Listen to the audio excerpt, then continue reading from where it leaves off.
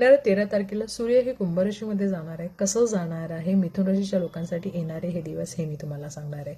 मिथुन राशीच्या लोकांसाठी येणारे दिवस हे थोडेसे त्रासदायक जाऊ शकतात, पण काही जर उपाय केले आणि समजून घेतलं की हे राशी परिवर्तन जे होते ते तुमच्यासाठी काही खास गोष्टी सांगण्यात येत आहेत.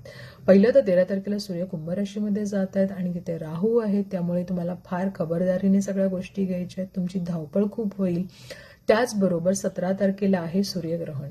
तर एक लक्षात ठेवा, खूप धावपळ तुमची होत असेल, विनाकारण खूप धावपळ करताय तुम्ही, त्यामध्ये तुमचा वेळ जातोय, कामाकडे फोकस बसत नाहीये. वडिलांशी तुमचं रिलेशन थोडंसं त्रासदायक होऊ शकतं, त्यामुळे तिथे थोडासा संयम राखणं गरजेचं आहे. किंवा अधिकारी वर्गामध्ये जे तुमचे बॉस असतील किंवा मॅनेजर्स असतील किंवा मोठी लोक आहेत त्यांच्यामुळे वाद होण्याची शक्यता आहे. काही लोकांचे जॉब जातीलही आणि काही लोकांना जर नवीन जॉब तुम्ही विचार करता की चेंज करायचा आहे आणि हा A1 मंथचा काळ असेल, तर मी तुम्हाला सांगेन की या काळामध्ये थोडंसं विचारपूर्वक डिसिजन घ्या. प्रॅक्टिकल होऊन डोकं शांत ठेवून विचार करा, कारण या गोष्टी करणं आत्ता सध्या तरी त्रासदायक आहे. जे शेअर मार्केटमध्ये काम करत असतील किंवा त्यांना पटकन पैसे कमवण्याचं खूप हे असतं, त्यांनी शॉर्ट टर्ममध्ये जर जाल तर त्रास होईल. तसं तर सगळ्यांना शेअर मार्केट करणं यावेळेला त्रासदायक असणार आहे, पण स्पेशली मिथुन राशीच्या लोकांनी तर नक्कीच काळजी घ्या. शेअर मार्केटमध्ये पैसे गुंतवताना किंवा पटकन काही डिसिजन घेताना विचार करा, खूप शांत डोकं ठेवून, किंवा लॉस होण्याची शक्यता आहे. जॉब काही लोकांची जाण्याची शक्यता इथे दाखवते, त्यामुळे शांत राहा, फोकस ठेवा, रागावर नियंत्रण ठेवा.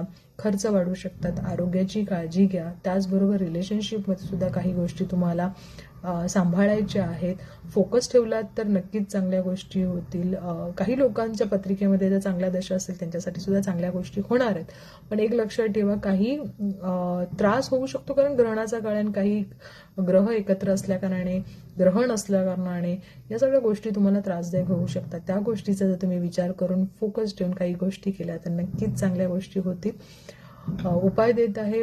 आदित्य हृदय स्तोत्र तुम्हाला करायचं आहे. त्याचबरोबर तुम्हाला हिरव्या गोष्टी सुद्धा तुम्ही दान करू शकता. पण ग्रहणाच्या दिवशी गहू किंवा गूळ ह्याचं दान नक्की करा गरीब लोकांना. आणि शांत राहून डिसिजन घ्या, फोकस ठेवा, कामाकडे लक्ष द्या, गोंधळ करू नका. Best of luck.